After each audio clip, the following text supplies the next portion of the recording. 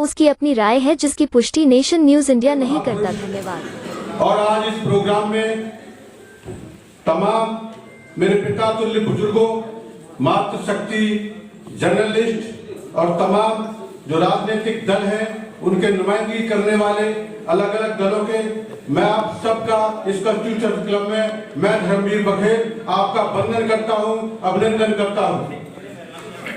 आज देखिए, मैं कोई हल्की बात नहीं कहूंगा।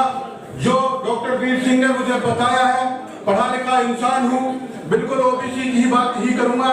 मेरी बहन से जो गलती हो गई, सबसे पहले मैं उसका क्षमा प्रार्थी हूं, लेकिन बच्ची थी, वो जो हो गया सो हो गया। मैं कोई हल्की बात नहीं करूंगा, न किसी समाज को मेरा कोई वक्तव्य ऐसा होगा जिससे किसी समाज को आहत होगी। लेकिन अपनी बात अगर ओबीसी की समाज की नहीं कहने पा पाया तो ये मेरे लिए भी कहीं न कहीं दर्द की परेशानी जरूर होगी। हम सब लोग इस चीज को जानते हैं कि ओबीसी एक महासागर है, महासागर। अगर किसी की सरकार किसी राज्य में बनती है, केंद्र में बनती है, तो बिना वो ओबीसी के नहीं बनती है। क्या आप इस चीज से सहमत हैं या नहीं सहमत हैं? हम सब लोग इस चीज को जानते हैं कि 68% पॉपुलेशन होने के बाद भी हम सब लोगों की इतनी नुमाइंदगी नहीं हो पाई है। मेरी एक बहन ने भी बोला कि इस तरह से होना चाहिए, लेकिन हर जगह ओबीसी की आजकल नुमाइंदगी हो रही है।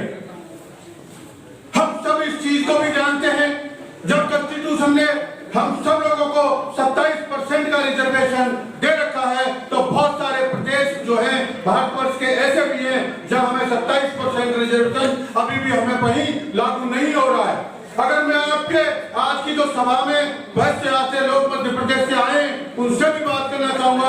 उन्होंने बहुत बड़ा एक आंदोलन शुरू किया था कि 27% रिजर्वेशन मध्य प्रदेश में नहीं हो रहा है, तो सरकार मध्य प्रदेश की पर कहीं ना कहीं दबाव बनाए और मध्य प्रदेश में भी हमारे ओबीसी का 27% रिजर्वेशन जरूर दिलाए। हम सब लोग जिस तरह से हरियाणा है, हिमाचल प्रदेश है और बहुत सारी ऐसी जगह हैं जहां हमारे ओबीसी का 27% रिजर्वेशन नहीं है। मैं तमाम आपके ओबीसी के जो क्लोन हैं उनसे भी कहना चाहूंगा, जो पढ़े लिखे इंसान हैं उनसे भी कहना चाहूंगा कि कहीं ना कहीं ओबीसी का झंडा पूरा बुलंद करना चाहिए। और जो 27% रिजर्वेशन हमें जहां प्रदेशों में नहीं मिल रहा है, वहां भी हम सबको मिलना चाहिए। क्या आप बात से सहमत हैं? दूसरी बात आपसे कहना मैं चाहूंगा कि हम सब लोग जानते हैं कि ओबीसी के कहीं न कहीं अधिकारों का हनन कहीं न कहीं हो जाता है, हो भी रहा है। मेरी बहन एक वकील साहिबा यहाँ से बोल रही थी कॉन्स्टिट्यूशन के बारे में। हम सब लोग इस चीज को जानते हैं कि न तो एसटी का कोई रिजर्वेशन है, उसमें कोई बंदिश है, न भी ईडब्ल्यूएस के उसमें कोई बंदिश है, लेकिन कहीं न कहीं हमारे ओबीसी के रिजर्वेशन में जो ओबीसी 27% का रिजर्वेशन है, उसके अंदर भी क्रीमी लेयर क्यों डाली गई है? क्योंकि कहीं न कहीं हमारे हक और अधिकार को छीनने के लिए यह क्रीमी लेयर डाली गई है, क्योंकि एबीसी के अंदर भी कहीं न कहीं हमको दो भागों में लोगों को बांट देना चाहिए। यह इस तरह से करा, यह इस पूरे ओबीसी के अंदर क्यों नहीं इस चीज की बात रखी गई है? क्यों क्रीमी लेयर को बनाया गया है कि जिस फैमिली की, परिवार की अगर कहीं न कहीं इनकम 8 लाख से ऊपर होगी, उसके कहीं न कहीं ओबीसी का 27% रिजर्वेशन नहीं मिलेगा। ये इसी आरक्षण में ओबीसी के में क्यों रखी गई है? इस चीजों को लेकर मैं आप सब लोगों से भी पूछना चाहता हूँ। दूसरी बात यह भी है, हम सब लोग इस चीज को जानते हैं, आज और एक और नया चलन इसके अंदर चला गया है। पढ़े लिखे लोग जो हैं, जो वकील साहब हैं, वो सब इस चीज को जानते हैं। हमारे ओबीसी के अंदर एक कहीं न कहीं मेरिटोरियस रिजर्व कैटेगरी को भी एप्लीकेबल कर दिया गया है। आप सब लोग कहीं न कहीं गूगल से उठाकर जब देखेंगे, सब इस चीज के बारे में पता लगाएंगे कि मेरिटोरियस रिजर्व कैटेगरी क्या होती है। कहीं न कहीं इस मेरिटोरियस रिजर्व कैटेगरी को भी लागू करके हमें ओबीसी के जो हमें अधिकार हैं, उनसे कहीं न कहीं हमको वंचित कर रखा गया है। आप जरूर, जब तक वैसे बाबा राव भीमराव ने कहा था कि शिक्षित बनो, संगठित रहो और संघर्ष करो। संघर्ष करने में भी हम कहीं नहीं चूकते, संगठित रहने में भी कहीं नहीं चूक रहे। हमें कहीं न कहीं शिक्षा का भी अभाव है, क्योंकि जब तक हम जागृत नहीं होंगे तब तक हमें शिक्षा सही ढंग से नहीं लेनी पड़ेगी, जब तक हमारे लिए परेशानी होगी। लेकिन जिस दिन हमें शिक्षा प्राप्त हो जाएगी, उस दिन आपका एक विषय बन जाएगा, जिस दिन हमारा विषय बन जाएगा उस दिन एक उद्देश्य बन जाएगा, जिस दिन उद्देश्य बन जाएगा फिर उसको प्राप्त करने के लिए एक संघर्ष करना पड़ेगा। जिस दिन आपने संघर्ष करना सीख लिया उस दिन राजनीतिक हिस्सेदारी भी आपकी होगी और तमाम कहीं ना कहीं शैक्षिक भी पूरा का पूरा आपका योगदान होगा। हम सब इस चीज को जानते हैं। ओबीसी अगर कह सकते हैं तो कहीं ना कहीं ओ से होता है ओबीडियंट। हम लोग आज्ञाकारी भी हैं, हम लोग कहीं ना कहीं सब चीज को मानते भी हैं। अगर ब्री से माना जाए तो हम कहते हैं ब्रेवरी।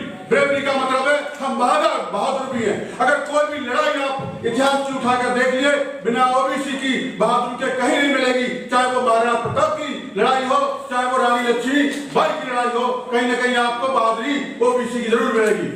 सी से अगर मैं बात करूं तो कोऑपरेशन होता है। हमारा कोऑपरेशन हर एक जगह मिलता है, चाहे वो शिक्षा संस्थान में हो, चाहे वो कहीं राजनीतिक हिस्सेदारी में हो, हम सब लोग इस चीज को जानते हैं। लेकिन ओबीसी के अंदर जो भी चीजें हैं, हमारी इतनी नुमाइंदगी होने के बाद भी हम सब लोगों को कहीं ना कहीं अपना वर्चस्व बिल्कुल बना के रखना पड़ेगा। मैं जरूर कह सकता हूं कि आगे आने वाला भविष्य भी ओबीसी का है, तमाम चीजें भी ओबीसी के बिना नहीं चल सकेंगी। ये कह सकते हैं हम चीज को, क्योंकि आप कह सकते हो यूं ही नहीं गिरा करते फूल किसी की झोली में, कर्म की डाली को हिलाना पड़ता है, अंधियारों को कोसने से कुछ नहीं होता गालिब, अपने बटका दिया खुद जलाना पड़ता है, खुद जलाना पड़ता है। जब तक ओबीसी जागृत नहीं होगी तब तक मामला ऐसे ही रहेगा। लास्ट में जरूर मेरे से पीछे से बोल रहे हैं, ये मैं जरूर कह सकता हूं कि हो गई है पीर पर्वती अब पिघलनी चाहिए, इस हिमालय से कोई गंगा निकलनी चाहिए। जो दीवार थी वो पत्तों के तरह हिलने लगी, मगर शर्त थी कि बुनियाद हिलनी चाहिए। मेरे सीने में सही, तेरे सीने में सही, कहीं ना कहीं ये आग जरूर ओबीसी की अपने अंदर जला के रखो, तभी हम लोगों का भला होगा। आप सब लोगों ने मेरे को सुना, मंच पर मंचासीन लोगों ने भी जरूर सुना होगा। मैं एक बात जरूर ध्यान से बहुत जगह देख रहा था, आपने नुमाइंदगी बहुत सारे दलों की है, लेकिन ओबीसी का भला जब भी होगा जब आप सब समाज को लेकर चलेंगे। आप शैक्षणिक लोग जो यहाँ में बहुत सारे अफसर ओबीसी के हैं, आप उनको भी बुलाते तो भी बहुत चार चांद लगते। आप सब लोगों ने ओबीसी के नेताओं को बुला लिया है, नेताओं को बुलाना भी ठीक बात है, लेकिन ओबीसी के अगर नाते अगर कोई प्रोग्राम होता है तो जो हमारी यहाँ जो अफसर हैं उनकी भी नुमाइंदगी होनी चाहिए, जो हमारे यहाँ चपरासी ओबीसी का है उसकी भी नुमाइंदगी यहाँ होनी चाहिए। जो हम सब लोग जब तक बात नहीं सुनेगी, एक सामूहिक रूप से जब पूरा ओबीसी लेगा तभी हम लोगों को सफलता मिलेगी। आप सब लोगों ने मेरी बात सुनी। जय हिंद, जय भारत। बहुत बहुत धन्यवाद।